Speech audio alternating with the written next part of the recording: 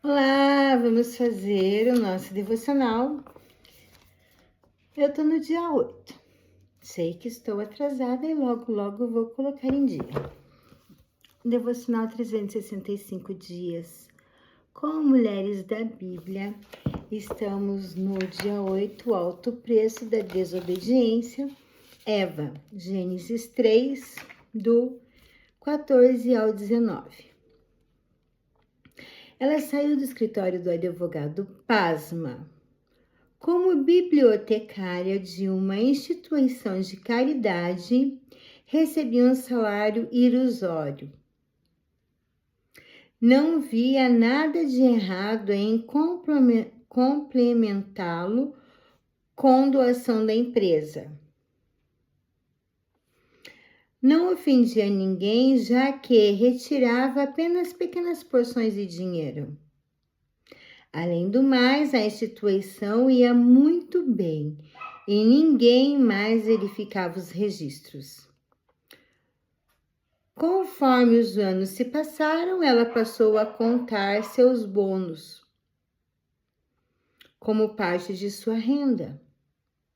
Então, um dia, com a chegada de um novo supervisor, ela precisou enfrentar a escolha de pagar uma grande quantia em restituição ou passar um tempo na cadeia.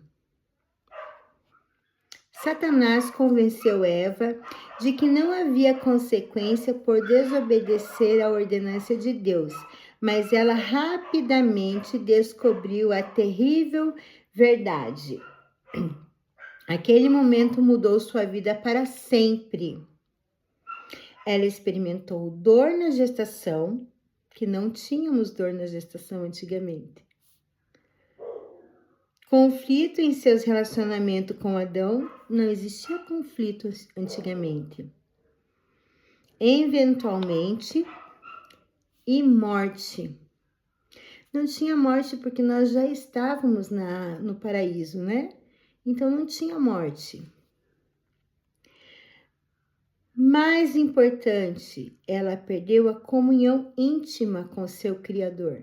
Porque antigamente nós tínhamos a comunhão íntima com ele no jardim, Eva e Adão caminhavam pelo jardim conversando com Deus, né? E ela perdeu essa comunhão, o pecado fez com que ela perdesse esse relacionamento, fez com que ela perdesse essa comunhão. Em vez de tornar-se semelhante a Deus, como Satanás prometera, ela foi apartada dele. Então, o que Satanás fez? Ele, através da introdução do pecado, ele afastou Eva de Deus. A escolha de Eva também transformou um mundo que era um paraíso em um ambiente hostil, né?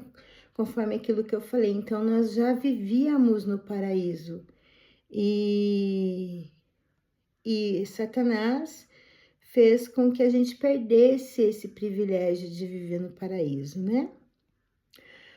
Todos que viviam desde então têm sofrido por causa desse primeiro ato de desobediência.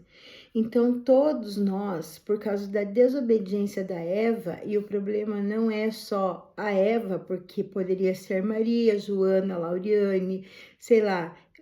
Satanás, ele ia continuar tentando até conseguir. Alguém ia cair nessa.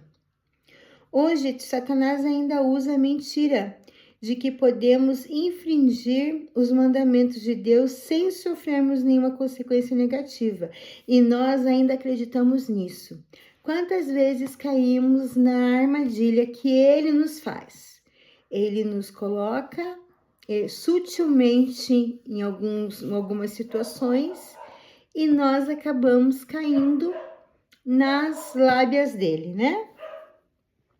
Podemos achar que nos livramos das consequências de algo, mas cedo ou mais tarde pagaremos o preço da desobediência.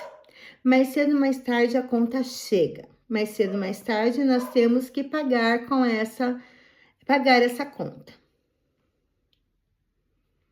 Todos os mandamentos de Deus são fundamentados no desejo que ele tem de que sejamos saudáveis física, emocional e espiritualmente.